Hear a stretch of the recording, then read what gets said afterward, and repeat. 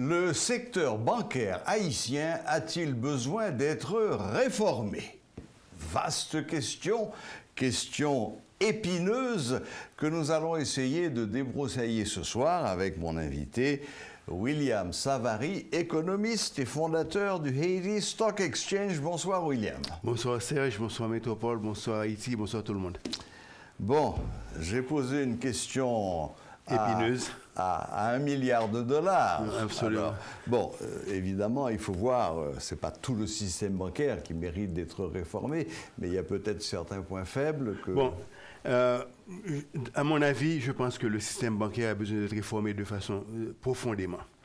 Parce qu'aujourd'hui, sous peine de les accuser, ensemble avec la Banque centrale, de retenir le pays en arrière.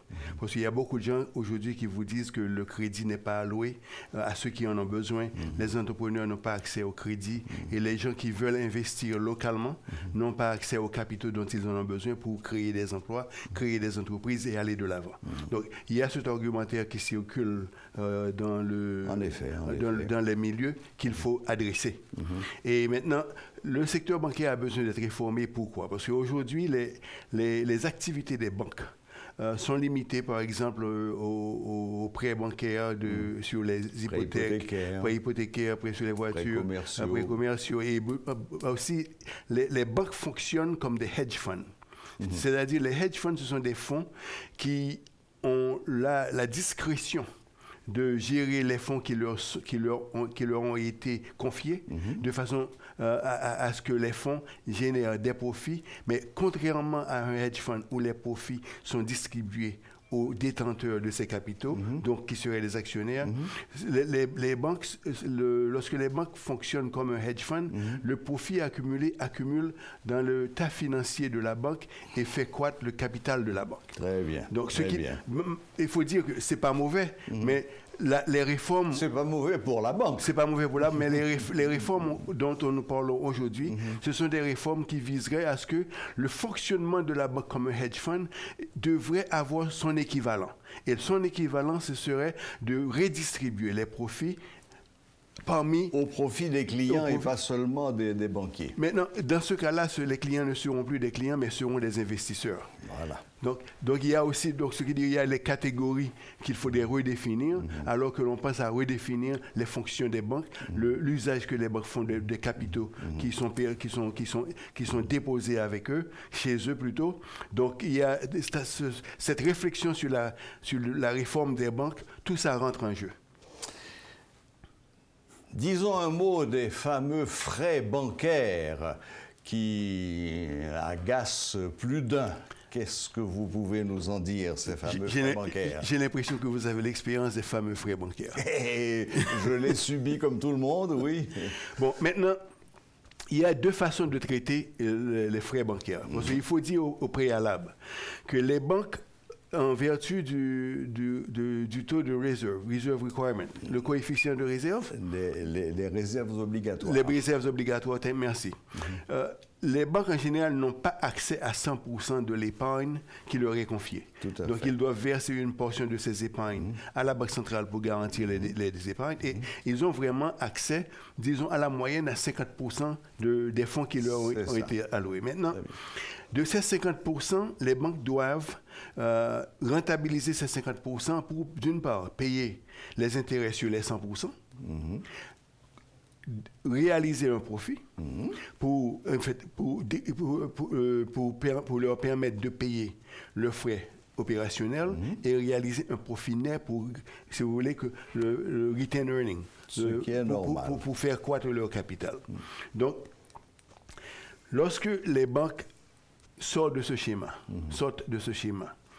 pour placer les fonds de façon à ce que les détenteurs des épargnes puissent en bénéficier. Les détenteurs deviennent des investisseurs et deviennent des propriétaires de titres que les banques auraient distribués pour permettre, pour justifier, d'une part, leur investissement.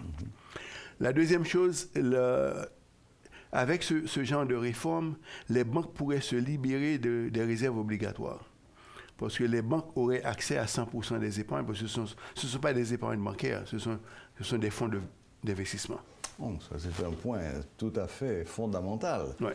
Donc, en transformant les frais bancaires en frais d'investissement, ça permettrait aux banques d'avoir accès à 100% des dépôts et en même temps, ça pourrait profiter à servir de dividendes aux détenteurs d'épargne. À tous ceux qui déposent de l'argent. Oui, mais maintenant, les banques, dans cette réflexion, les banques seront dans l'obligation d'organiser d'autres structures, de réfléchir en dehors de ces structures traditionnelles. Mais, bien sûr, mais il y a un petit point qui me chagrine un peu quand même, William Savary. La banque va donc utiliser l'argent des déposants pour essayer de le faire fructifier. Ça veut dire probablement s'adresser à la bourse ou je vois pas d'autres. Bon, les banques sont... Et la bourse, parfois on gagne, mais parfois on se casse la figure et on perd. Non, en général, les banques sont liées en vertu des lois bancaires, des ratios. Ils sont limités en ce qui concerne les instruments financiers qu'ils peuvent utiliser pour placer les avoirs des clients, parce qu'ils sont quand même, ils ont une position de fiducie. Et en général, les banques investissent surtout dans les obligations les bons du Trésor américain. Et il y a certaines banques... À faible rendement. Aujourd'hui, mais aujourd'hui, c'est à moins que 1%. Donc, et il y a certaines banques, pour remédier à cette chute dans le rendement, investissent dans les bons, des AAA rated bonds, des titres ou des obligations comme les obligations de IBM, etc., les blue chips. Qui leur permet au moins d'avoir un certain nombre de points de base en plus que les intérêts qui sont payés pour la trésorerie américaine. Mais le gros avantage serait quand même cette capacité d'avoir accès à 100% des dépôts qui sont faits chez eux. Et redistribuer certains des intérêts. Voilà. À ce moment-là, ce sera probablement la BRH qui ne sera pas très contente. Bon, la BRH sera au moins contente parce que là, voilà quelque chose qui va se faire pour le pays. D'accord. Merci William. Un tout petit mot rapide de la bourse aujourd'hui? Ah oui, très bien. Aujourd'hui, la bourse, la bourse se stabilise un peu, mais il y a les nouvelles macroéconomiques qui ont été... la nouvelle macroéconomique la plus importante de la journée, c'est la nouvelle sur le non-farm payroll. Les non-farm payroll, c'est ce qu'on appelle aux États-Unis un leading indicator.